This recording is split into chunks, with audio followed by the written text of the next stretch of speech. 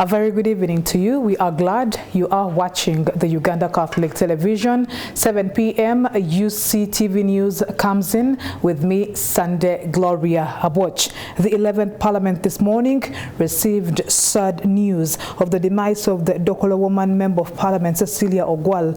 Honorable Cecilia Ogwal has died at the age of 77 years, and she has been battling cancer for some time until the time of her death today morning from India, where she was admitted. The Speaker of Parliament, Anita Monk, and fellow members of Parliament eulogized Ogwal as a role model, speaking from the late Ogwal's residence in Bugolobi, a suburb of Kampala, where she was conveying her condolence to Lamek Ogwal. The late husband, Among, said that Ogwal inspired women to join Parliament.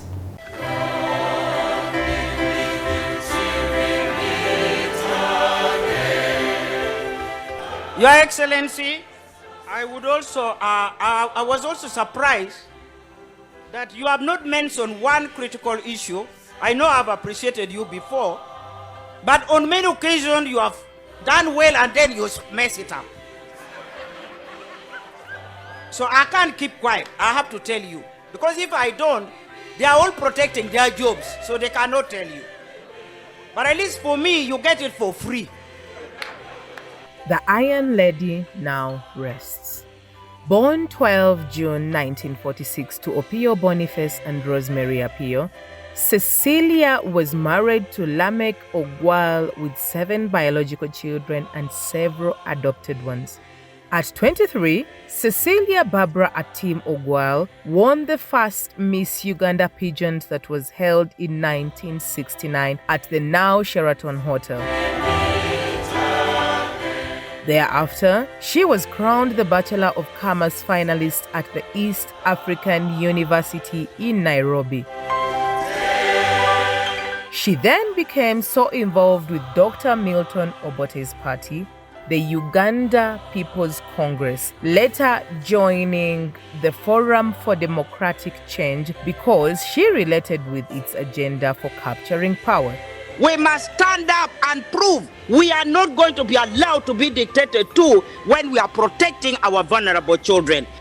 Cecilia is ranked Uganda's long-serving Member of Parliament and earned the nickname Iron Lady. To my vision, my defiant commitment to what I want to achieve is probably why they call me Iron Lady, but I don't know.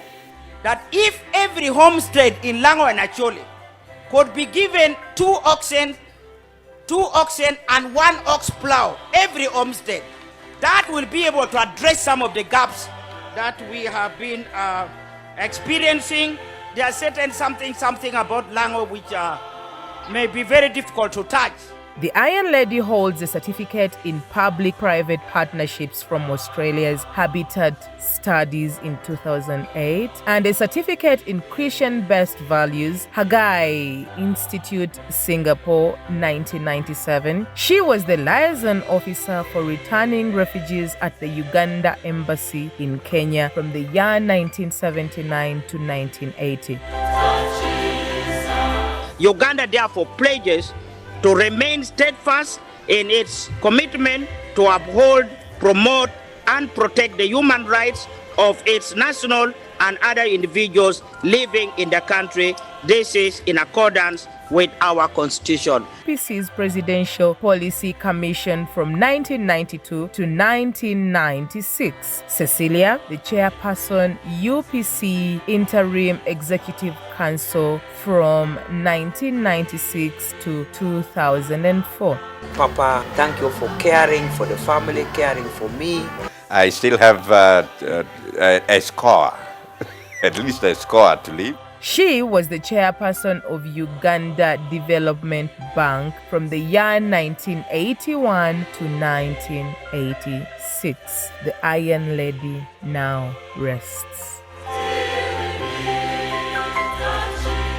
And now, members of the G77 Plus China have been urged to continue promoting and reaffirming the need to respect national sovereignty and giving of policy space to developing countries as they implement internationally agreed development goals. This call has been made by the Uganda's Permanent Secretary, Minister of Foreign Affairs, Vincent Bajiri Waiswa, at the opening session of the senior officials of G77 Plus China at Munyonyo Convention Center, being chaired by Ambassador Pedro L. Pedroso Cuesta. The G77 Plus China Chair Ambassador Pedroso challenged member states to remain persistent in insisting that the international community lives to its commitment while respecting the principle of common over differentiated responsibilities. Pedroso further urged member states to create opportunities for their young people and harness their potential as they achieve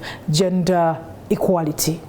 Gentlemen, I take this opportunity to welcome you all to Uganda, and it is a pleasure to address you this afternoon as you meet to consider the draft outcome document of the Third South Summit. As you are aware, this outcome document was negotiated and concluded in New York at expert level. Therefore, it is expected that this meeting will finish its business in a timely manner. I would like to thank the Republic of Cuba, and in particular, Ambassador Pedro Cuesta and his team for the excellent leadership as the chair of the Group of 77 and China since the year 2023. The cohesiveness and consultative approach of the group has resulted in important milestones and achievements over the last 12 months. We meet at a time when the world is facing multiple challenges, including geopolitical tensions, economic and financial challenges in many countries, as well as the climate crisis. The G77 and China, therefore, has an opportunity and an important role to play in the strengthening of multilateralism for a fairer, more equitable and prosperous world. One of the key priorities of our countries is acceleration of the implementation of the 2030 Agenda for Sustainable Development with its 17 SDGs by 2030. The implementation is lagging, as we all know, partly on account of the COVID-19 pandemic and its impact. It is therefore imperative that the concerted efforts are made to scale up mobilization of resources in terms of financial, capacity building, and technology required to deliver the agenda and the SDGs, which mainly aim at eradicating poverty, addressing climate change, and indeed leaving no one behind. The need to create opportunities for young people and harness their potential, as well as achieving gender equality, among others, is more important than ever. I wish to underscore that climate change and sustainable development are two sides of the same coin. As you are aware, the G77 has been at the forefront of calling for the successful implementation of the Paris Agreement on climate change and the 2030 Agenda for Sustainable Development. We must remain persistent in insisting that the international community lives up to its commitments while respecting the principle of common but differentiated responsibilities. As the G77 and China, we must continue to promote and reaffirm the need to respect national sovereignty and giving policy space to developing countries while implementing internationally agreed development goals. We recognize the importance of adopting science, technology, and innovation strategies as integral elements for achieving sustainable development. In this regard, we need to promote STI, innovation-driven development, and transfer of technology through South-to-South cooperation, while strengthening strategic partnerships with countries of the North on favorable terms. There is growing concern that the international financial architecture, especially the Bretton Woods institutions is not equitable and responsive to financing the needs of developing countries. Therefore, the need to reform global financial institutions and architecture, addressing related issues such as debt management and giving greater voice to developing countries are very critical for our group. Against this background of the varied obstacles and challenges, we need to work collectively in partnership to reassert the value of global cooperation as we seek to build a more prosperous world for all. I welcome you once again to Uganda and encourage you to find time to explore this country beyond Kampala once the business of the summit is over. Youths from the opposition, the United Forces of Change, have this morning planted trees and banana plantations in potholes in Lubaga Division as a response to their leaders' call made on Tuesday at a joint meeting led by the FDC Katonga faction, the National Unity Platform and the Alliance for National Transformation. The National Unity Platform Youth Group leader Abib Buwembo, while addressing journalists after the activity along Yusufu Nsibambi Junction in Mengo Lubaga North, disclosed that enough is enough and it is time for the public and all change-seeking forces to rise and join the fight against bad rules and governance in Uganda. I've chosen to demonstrate by turning these road potholes into fish ponds. We have already fished from the same, and we have also planted some banana plantations in these potholes. Now we are extending to Natete because we know Natete is also an area which is bad road. It has a lot of very big potholes. Yeah.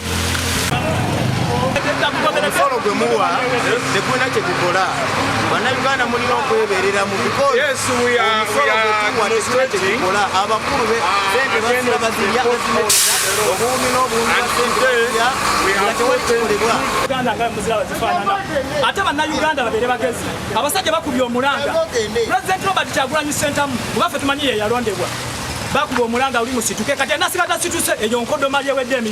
Former President Yitaji Dr. Kano Kiza Besigi.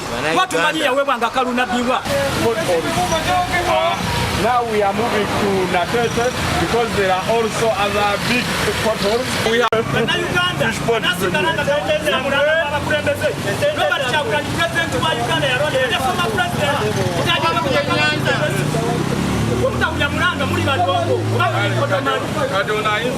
Kulabanga Uganda bweti kwefaanana eno mukendera wano yebuku hoteli abagenyi kwe basula era olukiiko nga lugenda mu maaso naffe tutateewo tulaga ekkula ya Uganda nga bwe bifaanana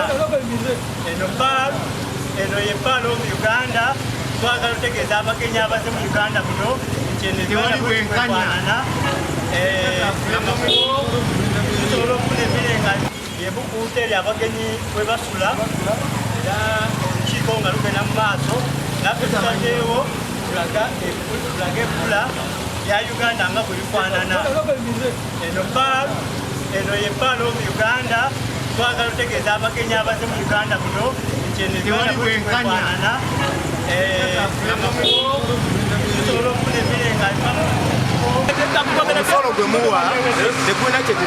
The governments of the Republic of Uganda and the Central African Republic have signed a memorandum of understanding on the military cooperation during a bilateral meeting held at Skies Hotel, Naguru. The Minister for Defense and Veteran Affairs, Vincent Bamulanga Chisempija, hailed the partnership between Uganda and the Central African Republic and reiterated Uganda's commitment to the military partnership. Honorable Sempija commended the unconditional support the government of the Central African Republic gave to Uganda during last year's repatriation of the ex-combatants of the Lord's Resistance Army from the Azemio and Imboki camps in CAR. As we move along, we are we pursue here a principle of Pan-Africanism. This is what guides us. And we are open and transparent to our brothers and sisters, our friends from Africa. We don't hide, we share whatever little. We are not rich, but we share whatever little we have with our brothers and sisters without reservations. We went through the same problems that many of our friends are going through, maybe including Central African Republic. So we know what it is when your brother is in need. We know what it is. We have been in that kind of situation for a long time, and we were in need. So we know that the little we have can be shared. That is why you see we have 1.5 million refugees, as Uganda being the second, I think, to Turkey in the world, hosting the biggest number of refugees. We are not rich, but you cannot just laugh when our brothers and sisters are suffering. And lastly, Your Excellency, allow me to thank you. Central African Republic has been there for Uganda during the first time when our UPDF was allowed in Central African Republic in an effort to get peace for all of us. We cannot take this lightly. We thank you very much. And recently we also thank you for the work when you supported us and the whole government, and through you, the President of the Central African Republic. We sincerely thank him for being there and having assisted us without conditions to make sure that we repatriate these Africans back here. May God reward you abundantly, and we really thank you very much. Je voudrais aussi me féliciter le ministre pour la réussite des opérations de rapatriement des éléments de la LRA. Ça, c'est le signe d'une franche collaboration entre les deux ministères. I would like to congratulate you, Honorable Minister, for the efforts and determination you put during the last operations of repatriation of the elements of LRA who were in Central Africa. Now, this is a symbol and a sign of our good cooperation, which has already started. Je voudrais aussi remercier infiniment le gouvernement ougandais pour avoir envoyé les militaires ougandais au chevet de la RCA dans le cadre de la lutte contre la LRA. I equally thank the government of Uganda with infinity. Thanks the government of Uganda so much for having sent the UPDF during the peak of LRA activities in Central Africa in the name of fighting for peace. Je me réjouis aussi de la rencontre d'aujourd'hui. J'attendais cette occasion depuis longtemps et elle est enfin venue. Et cette occasion s'inscrit dans le cadre de la signature de l'accord de coopération militaire entre les deux pays, qui est encore une fois de plus un signe de raffermissement de la relation bilatérale entre les deux pays. I want now to talk about this day, which I have been waiting for a long time, this bilateral meeting, which is going to culminate into the signing of the cooperation agreement between our two countries. Je crois qu'aujourd'hui, on signe un accord de coopération militaire, mais pour renforcer encore davantage, je crois que demain, on pourrait signer un accord de coopération économique. C'est ça qui renforce beaucoup plus les liens entre les États. Now, today, no doubt, we are going to sign a memorandum agreement in defense cooperation. But also he wishes that in the near future you sign the economic agreement. That one will now reinforce further or strengthen further the cooperation between our two countries. Et de transfert de la technologie. de défense. Equally the same, on the same note, we want to benchmark the professionalism, the good attributes of the Ugandan army, because it also came from the same crisis. So we think it is now a role model from which we should take a leaf, and then also, especially in also the line of military technology. Nous voudrions bien aussi avoir l'appui technique de l'Ouganda pour le développement d'une armée de production ou de développement, afin de permettre à l'armée son autonomie, avoir une autonomie budgétaire. We also want to copy a leaf from the Ugandan army in the line of such that we can also make our army become a productive one, such that in the future it can be semi-autonomous in the line of budget. And now stakeholders in the education sector have pointed out the government for failure to commit to an effective rollout of the new lower secondary curriculum, with now the first cohort of senior 4 candidates who will be expected to sit exams later this year. Philbert Baguma, the General Secretary of the Uganda National Teachers Union, UNATU, says government's delay continues to put students in harm's way as they ought to lose on key topics. This is as schools are set to resume early next month, with challenges like a lack of curriculum reading materials, among others. According to the 2024 academic year calendar, schools will resume on Monday, February 5th, 2024, and continue with studies until May 3rd, 2024, lasting 89 days. We are looking at the first cohort of the new lower secondary curriculum going to senior 4, and that simply means we expect a lot from government in terms of readiness, preparing the teachers, preparing the instructional materials, but also working fast forward to make sure that the A-level new curriculum is put in place in time, so that we don't repeat what happened when the lower secondary curriculum was being rolled out. Students are doing what they could, but it is all dependent on the teachers.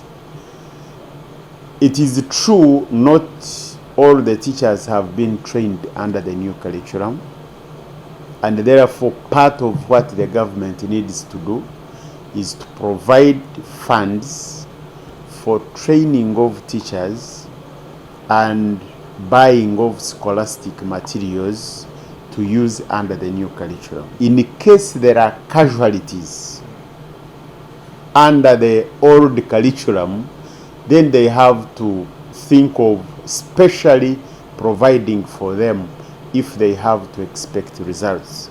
Because someone who has not been studying under the new curriculum cannot be assessed under that curriculum. Already, UNEB is expected to set sample papers so that the schools are guided, the teachers are guided, the learners are guided on what to expect. I have written to the responsible officers indicating to them what is on the ground. You see, for us as an institution, we blow the whistle. We raise the red flag. Government may choose not to listen. They may choose not to act. But at the end of the day, history will judge them harshly, because the innocent learners of this country, the innocent citizens of this country, are suffering the consequences of the actions and inactions of government. Thank you for watching. It is time now to watch Today in History.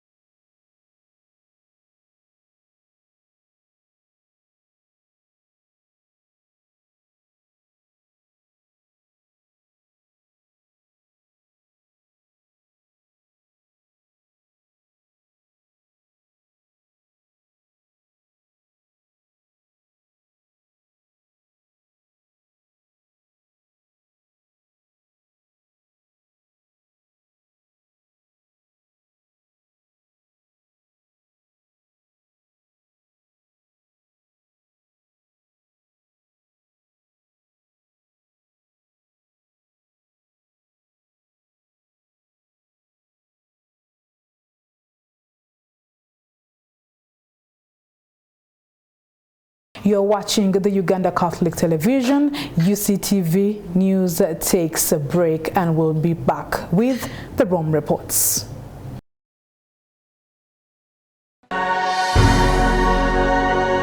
UCTV, good news for all.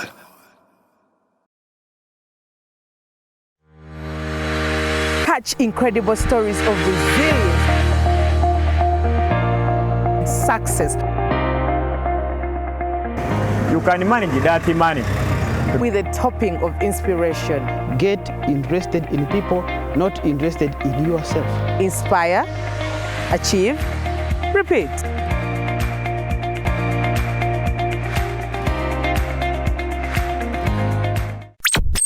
You are watching UCTV, good news for all. For this and more, tune in to Kasese Get Radio 100.5 in Western Region, located at the hill of the Diocese of Kasese. KGR brings you all Catholic programs and an advertising platform in all our radio shows like Good Morning Renzori, Chama Towoka, Ukute, the business show, Propeller, the request show and sports, Evaluation, Bahinga Bakuluka, Late Night Show, and many others. Our other services include Isuzu Tipa, a no car, public address system, live band, Omokekera, an audio recording studio, and outside live broadcast. For more information, call 0773-597-166 or visit our website www.kasesegatradio.com.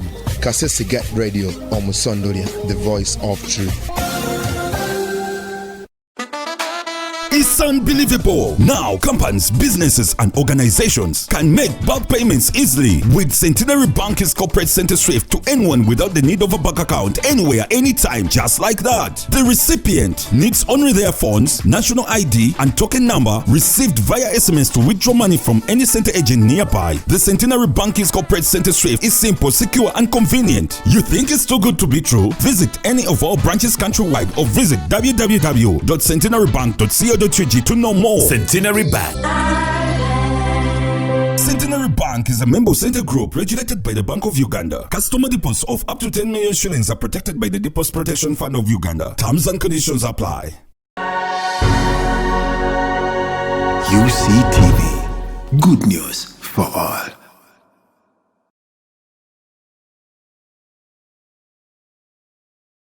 Thank you very much, for you have been a very good audience. Do stay tuned to the Uganda Catholic Television. I am Sunday Gloria Abwatch, wishing you a lovely night.